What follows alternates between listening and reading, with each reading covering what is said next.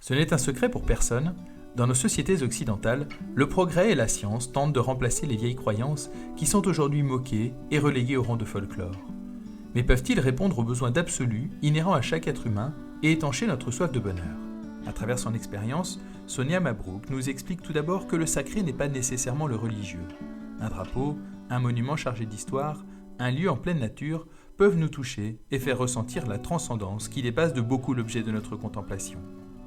Mais le sacré, nous dit-elle, c'est aussi le sens, car une civilisation ne saurait être simplement la somme des individus qui la composent et a besoin de la croyance en l'idée de nation pour fédérer et construire un avenir commun malgré les différences. Contrairement à ce que nous rabâche la classe politique, l'ordre et la loi ne sont pas suffisants.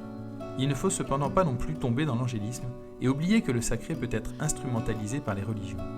Mais se priver du sacré parce qu'il représente un risque revient à ne pas se lever car cela nous place en situation de chute.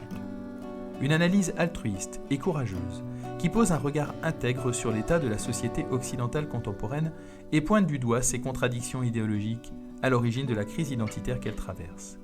Un témoignage personnel et sincère qui place la recherche du sacré au cœur de la vie, y compris pour cimenter l'organisation sociale et politique, à l'image de l'Église érigée au centre du village.